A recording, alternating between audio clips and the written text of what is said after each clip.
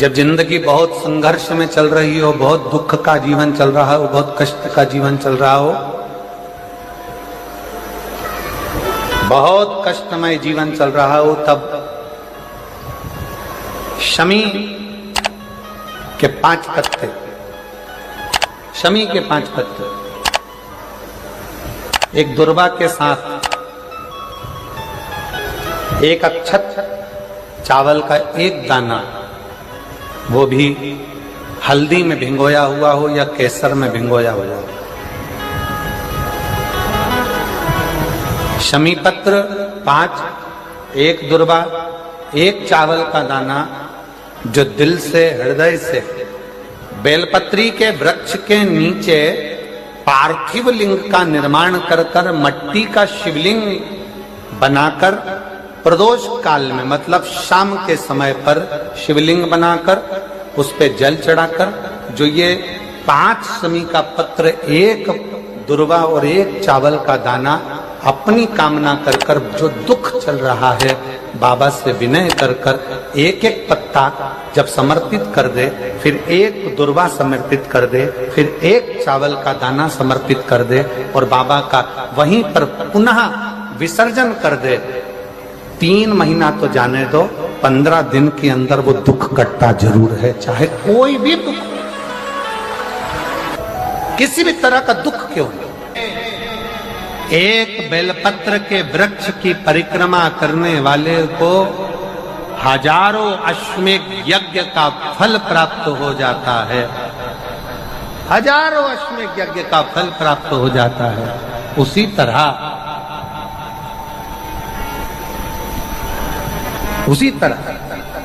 एक पार्थिव लिंग का निर्माण करने वाले को, मिट्टी का शिवलिंग का निर्माण कर कर पूजन करने वालों को 12 ज्योतिर्लिंग के शिवलिंग के दर्शन का पुण्य फल प्राप्त। बहुत ध्यान लगाकर सुनिएगा। एक बेलपत्री और उस बेलपत्री में एक चंदन की बिंदी और एक अक्षत का दाना मात्र रखकर भी अगर शिवालय पर चढ़ा दी जाती है, एक बेलपत्री, एक चंदन का बिंदी, और चंदन फिर निवेदन करेंगे। आज के जमाने में तुम लोग सब घिसा घिसाया, पड़ा पड़ाया, डब्बी का सामान ले लेकर, वो नहीं, चंदन की एक मुठिया रखो, थोड़ा सा भी घिसो, जरा सा भी घिसो, उसकी एक बिंदी और एक चावल का दाना, जब हम भगवान देवाधिदेव महादेव को समर्पित करते हैं, अपनी कामना कर कर समर्पित करते हैं, तो निश्चितता है, पुराण की कथा कहती है, शंकर भगवान उसका फल शीघ्र प्रदान कर देते हैं। भले आपने कुछ करा ना करा, उसका फल तुम्हें मिल जाता। में जाना, लोटा भरकर जल समर्पित करना, और कभी तुम्हारे जीवन में अगर तुमको लग रहा है कि मैं दुखों से पीछा छूट ही नहीं रहा, तब उस जगह पर बेलपत्री के मध्य भाग में पीला चंदन, ये जो पत्ती है और ये 2 पत्ती हैं, ये बड़ी पत्ती और ये बीच की जो 2 पत्ती हैं, इसके बीच में जो डंडी का भाग रहता है, जो बीच में डंडी का जो भाग है, बड़ी पत्ती और ये 2 छोटी पत्ती के मध्य में जो डंडी का भाग है, उस डंडी के भाग में पीला चंदन और एक अक्षत पीला, शंकर भगवान को आप अगर प्रदोष काल में समर्पित कर रहे हैं, तो ये निश्चित है कि धीरे धीरे कर कर वो दुख समाप्त होगा, वो दुख हटेगा ही। प्रकट वर्णन किया गया शंकर भगवान की आराधना में, शिव की आराधना में, जब तुम्हें लगता है कि तुम्हारा व्यापार नहीं चल रहा, कोई तुम्हें धोखा दे रहा है, लक्ष्मी नहीं आ रही, बहुत चिंता में पड़े हुए हो, बहुत टेंशन में जिंदगी चल रही है, बहुत बीमारियां तुमको घेर ली है और चारों तरफ अंधेरा ही अंधेरा नजर आ रहा है, तुमने विचार करा अब मैं तो मर जाऊं तो अच्छा, मैं सुसाइड कर लूं तो अच्छा, मैं मर जाऊं तो अच्छा, तो मरने से पहले एक काम कर कर देखना, शंकर भगवान की आराधना कर कर देखना, शिव पर एक लोटा जल चढ़ा कर देखना, और ज्यादा चिंता, ज्यादा टेंशन हो तो बेलपत्री के जड़ को घिसकर उसका चंदन बनाकर शंकर को लेपन कर कर उसकी भी आराधना कर कर देखना कि बेल चंदन का फल क्या है। बेलपत्र, एक बेल, ये कोई साधारण नहीं, एक बेलपत्र एक बेल, ये कोई साधारण नहीं, एक बेल। इसकी नीचे की डंडी से लेकर ये दो पत्तियां जहां लगी हैं और दो पत्ती से लेकर ये बीच की जो पत्ती है उसमें जो गैप है, उसमें जो जगह है, दिख रही है आपको? ये दो पत्ती से लेकर बीच की पत्ती के बीच में जो जगह खाली रहती है, 33 कोटि देवी देवताओं विराजमान रहते हैं इस बीच की जगह में।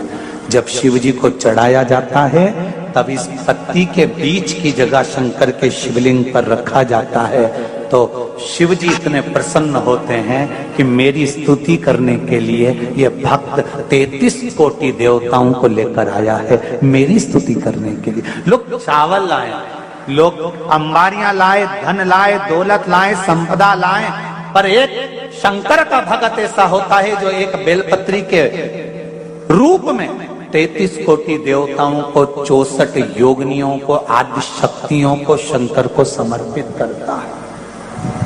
कितना सुंदर संवाद है, कितना सुंदर बात कही कि भूल से भी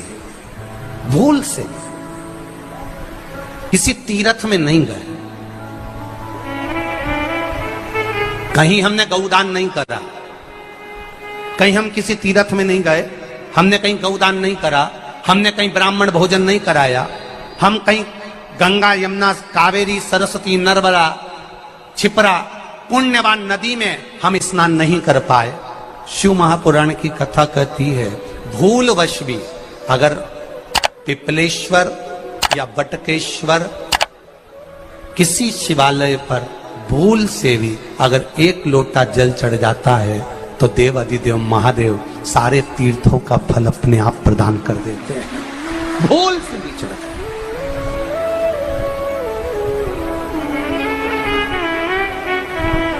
एकांतेश्वर महादेव किसी तीर्थ में नहीं गए, कहीं हमने गौदान नहीं करा, कहीं हम किसी तीर्थ में नहीं गए, हमने कहीं गौदान नहीं करा, हमने कहीं ब्राह्मण भोजन नहीं कराया, हम कहीं गंगा यमुना कावेरी सरस्वती नर्मदा छिपरा पुण्यवान नदी में हम स्नान नहीं कर पाए।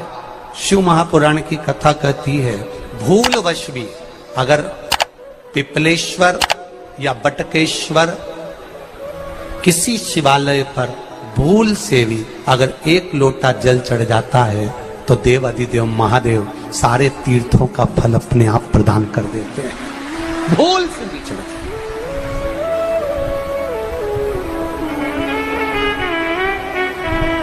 एकांतेश्वर महादेव जो कि एकांत में बैठा हुआ है, एकांतेश्वर महादेव अकेला बैठा है अलमस्त होकर। आप जा रहे हो गाड़ी लेकर, आप 4 व्हीलर गाड़ी में जा रहे हो, ट्रैक्टर में जा रहे हो, ट्राली में बैठकर जा रहे हो, क्रूजर में बैठकर जा रहे हो, 2 व्हीलर गाड़ी में बैठकर जा रहे हो, और एकांतेश्वर महादेव का मंदिर दिख गया कोई एकांत में, भले उसका नाम नहीं मालूम तुमको कि कौन सा महादेव, और अकेला बैठा है जंगल में वृक्ष की छांव में एक ओटले पर, कोई दीवार नहीं, कोई जाली नहीं, कोई गेट नहीं, कुछ भी नहीं। शिव मंदिर में जाकर एक लोटा जल समर्पित करती थी, और शास्त्र कहता है कि शंकर के मंदिर में अगर एक लोटा जल कोई एक परिवार का व्यक्ति भी समर्पित कर रहा है तो समझ लेना कि वो अपनी 71 पीढ़ी को पार लगा रहा है। वो अकेला नहीं, 71 पीढ़ी को पार लगा रहा है। शिव महापुराण की कथा कहती है जब बच्चा गर्भ में आता है, माता के गर्भ में जब संतान आती है और माता के गर्भ में जब संतान रहती है, उस 9 महीने में स्त्री नारी अगर कहीं शंकर के मंदिर के सामने से निकल जाए, या शिवालय का जल स्त्री को मिला हो, या शंकर भगवान का कोई प्रसाद, या शंकर भगवान का कोई नाम जाप, या शंकर भगवान का कोई मंत्र जाप उस स्त्री के कानों में पहुंच जाए, तो जो गर्भ में बच्चा होता है वो बच्चा शंकर की कथा तक या शिवालय तक उसको बिना बोले ही वो अपने आप चला ही जाता है, पहुंच ही जाता है। उस गर्भ में रहने वाले बच्चे को भगवान शंकर के मंदिर के सामने से भी कोई गर्भवती स्त्री निकल कर चली जाती है तो उसका भी फल उसको प्राप्त हो जाता है। उसका भी फल उसको प्राप्त हो जाता, और वो फल साधारण नहीं होता। क्यों? बेलपत्री को जब भी चढ़ाया जाता है तो पीछे की डंडी पकड़कर नहीं चढ़ाया जाता। बेलपत्री को चढ़ाने के लिए मध्य भाग को, जैसे यह बेलपत्र होता है तो इसका मध्य की जो डंडी होती है, मध्य भाग होता है बेलपत्री का, तब मध्य भाग को पकड़कर हम भगवान शंकर को बेलपत्र समर्पित करते हैं। कोई भी बेलपत्र ऐसे नहीं चढ़ाता कि डंडी पकड़ के चढ़ा दिया, फिर पीछे की डंडी पकड़ के चढ़ा दिया, फिर पीछे की डंडी पकड़ के चढ़ा दिया, फिर डंडी पकड़ा, फिर चढ़ा दिया ना। मेरे देवादिदेव महादेव को जब भी बेलपत्र चढ़ाया जाता है तो मध्य भाग,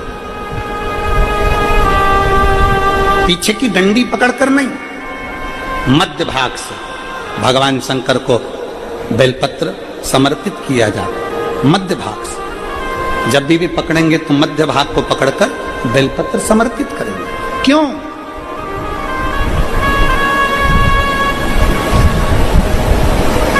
क्योंकि हमने भगवान शिव को मध्य भाग पकड़कर इसलिए समर्पित करा कि ये केवल बेलपत्र का मध्य भाग नहीं है मेरे शंभू, मेरे हृदय के मध्य भाग को मैं आपके चरणों में समर्पित कर रही हूं। मेरा दिल, मेरा हृदय, मेरा चित्त मैं आपको दे रही हूं। मध्य भाग एक विश्वास के साथ दे रही हूं। इतनी सुंदर बात नंदी ने कही है।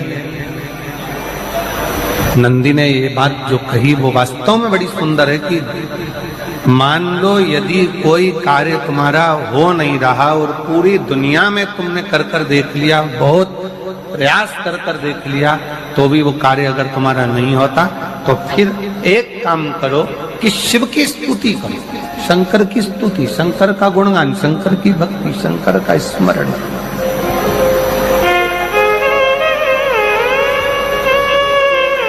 फिर शिव की स्तुति करिए, शंकर से विनय करिए, शंकर से निवेदन करिए, शंकर का गुणगान करिए।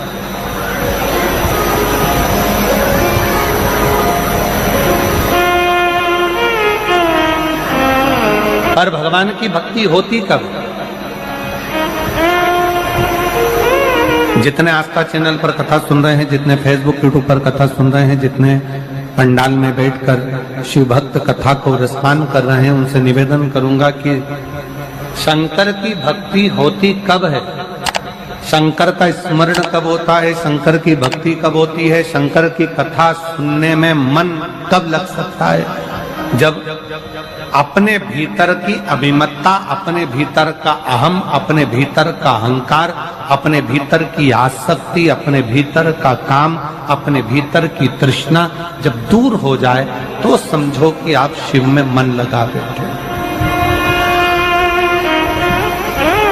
कितने सारे लोग बैठे हैं यहाँ पर कथा में, सब पंडालों के अंदर लोग शिव भक्त बैठे हुए हैं। कई लोग ऐसे भी होंगे जिनका आकर बैठ तो गए पर दिल नहीं लगता। दो जल व्यक्ति के जीवन को बदलते।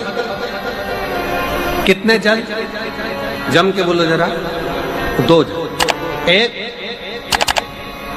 देवादिदेव महादेव के लिए भरा गया 1 लोटा जल, और दूसरा है स्वयं के लिए भरा गया 1 लोटा जल।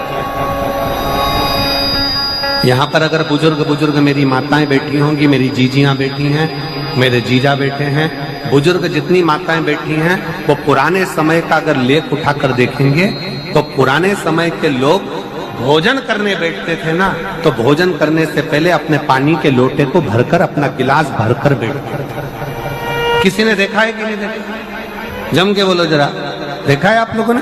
पुराने समय के लोग जब भोजन करने बैठते थे, पुराने समय के लोग जब भोजन करने बैठते थे तो अपना पानी का गिलास, अपना पानी का लोटा पहले भरकर आसन लग जाता था। बहू आसन लगा देती थी, बहू खाना बना देती थी, घर की पत्नी खाना बना देती थी, भोजन बना देती थी, घर के लोग भोजन दे देते थे। थाली कोई भी लगा कर ला कर दे, थाली कोई सजा कर ला कर दे, पर घर का जो व्यक्ति खाना खाने बैठता था, भोजन करने बैठता था, वो अपना पानी स्वयं भर कर बैठता।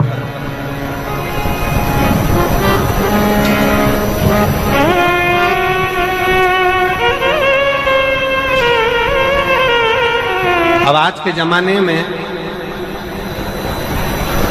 दुनिया के लोग कहते हैं मैं दुकान चला रहा हूं, दुनिया के लोग कहते हैं मैं घर चला रहा हूं, दुनिया के लोग कहते हैं मैं ये कर रहा हूं। तुम अपना खुद का पानी भरकर तो बैठ नहीं रहे और कह रहे हो कि घर चला रहा हूं। स्वयं का एक गिलास पानी व्यक्ति नहीं भर पा रहा। कितना सुंदर कहा है महाराज जी, बहुत सावधानी से सुनिएगा। दो जगह का जल व्यक्ति के जीवन को बदल देता है। एक शिव के लिए भरा गया जल और दूसरा स्वयं के लिए भरा गया जल। स्वयं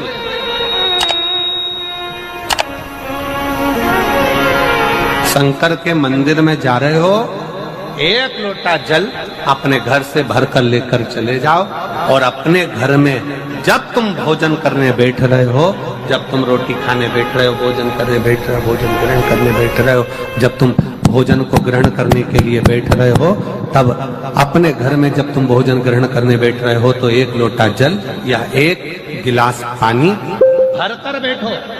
बहू अच्छी है, पानी भरेगी, मना नहीं है। बेटा अच्छा है, पानी भरेगा, मना नहीं है। पोता अच्छा है, पोती अच्छी है, नाती अच्छा है, पंती अच्छा है, घर में सब अच्छे। तुम्हारी पत्नी भी अच्छी है, तुम खाना खाओगे तो वो पानी ला कर दे देगी। तुम्हारी बहू भी अच्छी है, तुम भोजन करोगे तो वो पानी ला कर दे देगी। तुम्हारा परिवार का हर व्यक्ति अच्छा है, तुम्हारा कहना मानता है। तुम जिमने बैठोगे, भोजन करने बैठोगे तो वो पानी ला कर देगा। पर शिव पुराण की कथा कहती है, जो व्यक्ति भोजन करते समय अपना जल स्वयं भरकर बैठता है, उसकी जिंदगी में से 3 रोग समाप्त हो जाते हैं। कितने रोग समाप्त हो जाते हैं? 3। पहला, अपना जल स्वयं भरकर बैठने वाले के घुटने का कभी भी डॉक्टर उसके घुटने बदलने का बोलेगा ही नहीं, घुटना बदल ही नहीं सकता। स्वयं का जल भरकर बैठे। दूसरे नंबर पर, जिसकी रीढ़ की हड्डी में कमर से लेकर कंधे तक जिसकी हड्डी में दर्द होता हो, या जो